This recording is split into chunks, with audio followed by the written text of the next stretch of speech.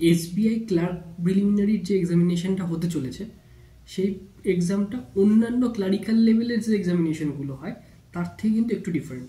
তো আজকে এই ভিডিওর মাধ্যমেই কিন্তু যে সমস্ত ডিফারেন্সগুলো রয়েছে অন্যান্য ক্লারিক্যাল এক্সামগুলোর সাথে এসবিআই ক্লার্কের, তো সেটা নিয়ে কিন্তু ডিটেল আলোচনা করব। তো ভিডিওটা খুবই গুরুত্বপূর্ণ হতে চলেছে, তোমরা অবশ্যই ভিডিওটা শেষ পর্যন্ত দেখো। তার আগে যারা চ্যানেলে নতুন তারা অবশ্যই চ্যানেলটিকে সাবস্ক্রাইব করে দিও, আর ভিডিও ভালো লাগলে অবশ্যই একটা লাইক করো। তো চলো ভিডিওটা শুরু করি।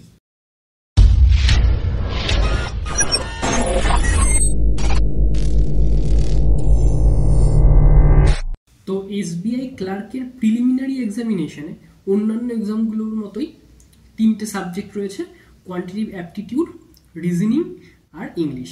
ঠিক আছে, তো এই সাবজেক্টগুলো এক থাকলেও তাদের মধ্যে যে অন্যান্য এক্সামগুলোতে যেরকম কোশ্চেন দেখতে পাওয়া যায় তার থেকে কিন্তু এসবিআই ক্লার্কের প্রিলিমিনারিতে একটু ডিফারেন্স থাকে। সেটা প্রতি বছরই দেখতে পাওয়া যায়। ঠিক আছে, কিছু না কিছু নতুন প্যাটার্ন এসবিআই কিন্তু প্রতিবারই ইন্ট্রোডিউস করে।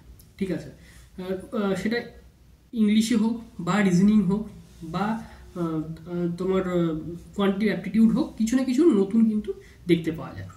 এবার পাশাপাশি যে ধরো আমি কোয়ান্টের কথা যদি বলি, তাহলে দেখতে হবে যে অন্যান্য এক্সামগুলোতে ক্লারিক্যাল লেভেলে যেরকম কোশ্চেন থাকে, ঠিক আছে, সিম্পলিফিকেশান বলো, ঠিক আছে, কোনো সেটে দেখতে পাওয়া যায় মিসিং নাম্বার, ঠিক আছে, তারপরে অ্যারিথমেটিক, ডেটা ইন্টারপ্রিটেশন, যে প্যাটার্নগুলো থাকে সেগুলো প্যাটার্ন সবগুলো প্রশ্নই থাকবে।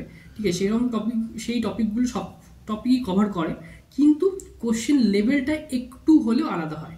মানে আইবিএস ক্লার্ক বলো বা আরআরবি ক্লার্কের মতো কিন্তু অতটা ফ্ল্যাট কোশ্চেন হয় না। এই জিনিসটা তোমাদের কিন্তু প্রথমে মাথায় রাখতে হবে। ঠিক আছে, অতটা ইজি ব্যাপারটা থাকে না। লেভেলগুলো একই, মানে কোশ্চেনের টপিকগুলো একই থাকে, কিন্তু একটু লেভেলটা কিন্তু 19-20 থাকে। এই বিষয়টা কিন্তু তোমাদেরকে মাথায় রাখতে হবে। এই ডিফারেন্সটা তোমাকে মাথায় রেখে এখন থেকে প্র্যাকটিসটাও সেভাবেই করতে হবে। মক পেপারগুলো যেগুলো তোমরা দিচ্ছ সেরকম মক পেপারই তোমরা চুজ করবে যাতে এই ডিফারেন্সগুলো থাকে। ঠিক আছে, বিভিন্ন রকম ওয়েবসাইট আছে, তোমরা সবাই জানো, প্র্যাকটিস মক বলো, টেস্ট জোন বলো, ঠিক আছে, অলিভ বোর্ড রয়েছে। তো এই সমস্ত মক পেপারগুলো কিন্তু তোমরা ফলো করতে পারো।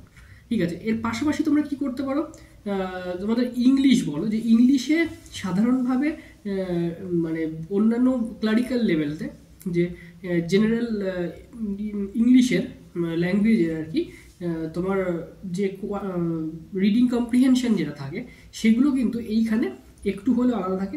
তাই জন্য বলবো রিডিং কম্প্রিহেনশনটাকে ভালোভাবে মানে রেডি করার জন্য পেপারটা কিন্তু ঠিকঠাকভাবে তোমাদেরকে পড়তে হবে। পেপার যত বেশি পড়বে তত কিন্তু তোমাদের রিডিং কম্প্রিহেনশনটা করতে সুবিধা হবে। আর বিভিন্ন রকম প্যাটার্ন, তোমাদের ফিলার বলো, তারপরে প্যারাজাম্বল যেটা থাকছে, এরার কারেকশন, এগুলো কিন্তু একটু হাই লেভেলের কিন্তু তোমরা প্র্যাকটিস করা শুরু করো। কারণ এই হাই লেভেলের প্র্যাকটিসটা করলে তোমাদের দুদিক থেকে সুবিধা হচ্ছে। একটা এসবিআই পিও আসছে সামনে, এসবিআই পিও প্রিলিমিনারি আসছে, তোমরা সেক্ষেত্রে সেটা হেল্পফুল তো হচ্ছেই, পাশাপাশি এসবিআই ক্লার্কেও কিন্তু সেটা তোমাদেরকে অনেকটা সাহায্য করবে। আর রিজনিংয়ের ক্ষেত্রে রিজনিংয়ের যে পাজেলগুলো তোমাদের করতে অসুবিধা হয়, মানে তোমাদের মেন যেটা আমি যখন নিজেও পরীক্ষা দিতাম তখন আমার যেটা মনে হতো, যেটা হচ্ছে আননোন পার্সন, মানে যতগুলো হয়তো কতজন রয়েছে সেটা হয়তো বলে দেওয়া থাকে না। যে সমস্ত পাজেল সিটিং অ্যারেঞ্জমেন্টগুলোতে মেনলি সেই সমস্ত সিটিং অ্যারেঞ্জমেন্ট কিন্তু তোমরা বেশি করে করার চেষ্টা করবে। ঠিক আছে, ওখান থেকে কিন্তু প্রশ্ন আসবে। ঠিক আছে, তোমরা দেখে নেবে, পরীক্ষার হলে গিয়ে দেখতে পাবে যে এরকম একটা কতজন রয়েছে যেটা বলা থাকে না, বার করতে হয়, সেই রকম লেভেলের কিন্তু একটা তোমার সিটিং অ্যারেঞ্জমেন্ট থাকে। ঠিক আছে, এটা এসবিআই খুব প্রিয় টপিক। ঠিক আছে, আমার মনে আছে ফার্স্ট এসবিআই ক্লার্কে আমি এই টপিকটা আমি প্রথমে এক্সামে পেয়েছিলাম। তারপরের থেকেই দেখা গেল যে এসবিআই যখন এই টাইপটা ইন্ট্রোডিউস করলো, তারপর থেকে কিন্তু অন্যান্য এক্সামগুলোতেও কিন্তু সেই কোশ্চেন প্যাটার্ন কিন্তু ফলো হতে থাকলো। ঠিক আছে, তারপরে যেটা থাকে এই সিটিং অ্যারেঞ্জমেন্ট বাদ দিয়েও অন্যান্য ধরো কোডিং ডিকোডিংয়ের যে বিষয়গুলো, ঠিক আছে, কোডিং ডিকোডিং বলো, তারপরে তোমাদের হচ্ছে ইনইকুয়ালিটিস, সিলোজিজম যেগুলো থাকে সেই টপিকগুলো তোমরা প্র্যাকটিস করবেই। ঠিক আছে, যেগুলো একটু ডিফারেন্ট, ঠিক আছে, সিলোজিজমের মধ্যেও অনেক কিছু ডিফারেন্ট থাকে। ঠিক আছে, অনলি এ ফিউ কনসেপ্ট, ঠিক আছে, এটাও কিন্তু প্রথম এসবিআই ক্লার্কে এসেছিল। ঠিক আছে, তারপরে বিভিন্ন এক্সামগুলোতে কিন্তু শুরু হয়। তার আগে কিন্তু অনলি এ ফিউ দিয়ে খুব একটা কোশ্চেন আসতো না, ঠিক আছে। আমি অনেকদিন আগেকার কথা বলছি, প্রায় 2019-20 এই সময়ের কথা বলছি, ঠিক আছে, বা তারও আগে 17-18 দিকে। তো এই বিষয়গুলো কিন্তু তোমরা অবশ্যই মাথায় রাখবে, ঠিক আছে। তারপরে যেটা কথা আছে সেটা হচ্ছে যে তোমাদের এই এসবিআই ক্লার্কে সব থেকে ইম্পর্টেন্ট যে বিষয়টা গিয়ে দাঁড়াবে সেটা হচ্ছে অ্যাকিউরেসি, ঠিক আছে। এসবিআইতে কিন্তু অ্যাকিউরেসিটা খুব খুব ইম্পর্টেন্ট, ঠিক আছে। এটা কিন্তু বড় ডিফারেন্স, ঠিক আছে।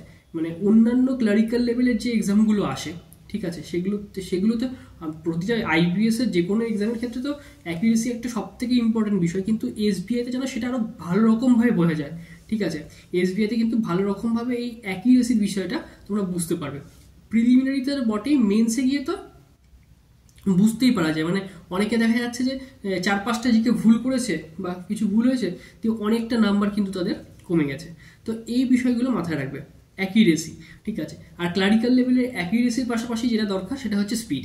তো স্পিড তোমরা কীভাবে ইমপ্রুভ করবে না করবে সেগুলো নিয়ে ডিটেল ভিডিও আমি দেবো, ঠিক আছে। চ্যানেলে ভিডিও আছে, তোমরা যদি দেখতে চাও সেগুলো দেখতে পারো।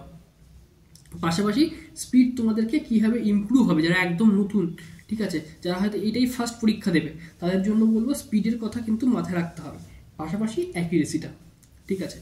অ্যাকিউরেসিটাও ইম্পর্টেন্ট, স্পিডটাও ইম্পর্টেন্ট, দুটোই যেন মানে বজায় থাকে, কোনোটা অ্যাচিভ করতে গিয়ে যেন কোনোটা লস না হয়, ঠিক আছে।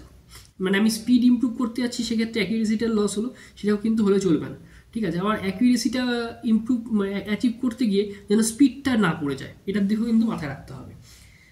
আর লাস্ট এবং মোস্ট ইম্পর্টেন্ট যেটা পয়েন্ট সেটা হচ্ছে, এই যে পয়েন্টগুলো নিয়ে আলোচনা করলাম এগুলো তো প্রতিটাই ইম্পর্টেন্ট, তার পাশাপাশি এটা বললে সব থেকে মোস্ট ইম্পর্টেন্ট পয়েন্ট সেটা হচ্ছে অ্যারিথমেটিক প্রশ্নগুলো যেগুলো থাকছে, ঠিক আছে। কোয়ান্টিটিভ অ্যাপটিটিউডের অ্যারিথমেটিকের পোর্শন যেটা থাকে, সেখান থেকে যে টপিকগুলো তারা কভার করে সেগুলো কিন্তু তোমাদেরকে খুব ইমপ্রুভ করতে হবে।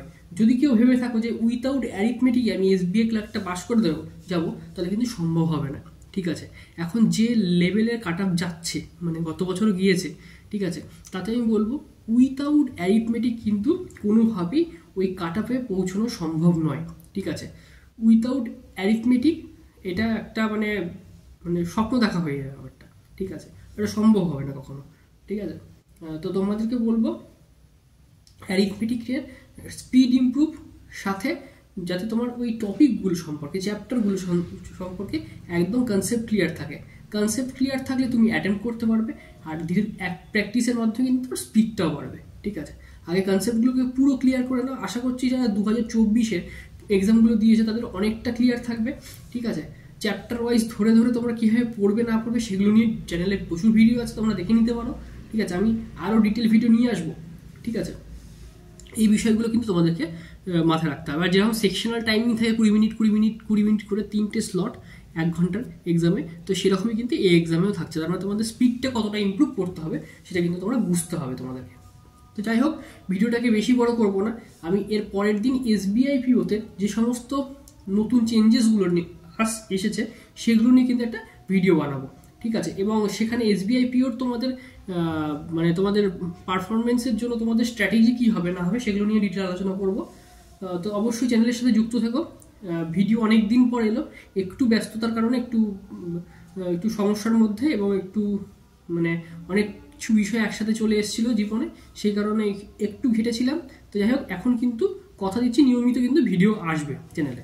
তো তোমরা অবশ্যই চ্যানেলের সাথে যুক্ত থাকো, চ্যানেলটাকে সাবস্ক্রাইব করে দিও, ঠিক আছে। আর ভিডিও ভালো লাগলে অবশ্যই একটা লাইক করে দিও। তো যাই হোক, ভিডিওটা এই পর্যন্তই থাকছে, দেখা হচ্ছে নেক্সট ভিডিওতে।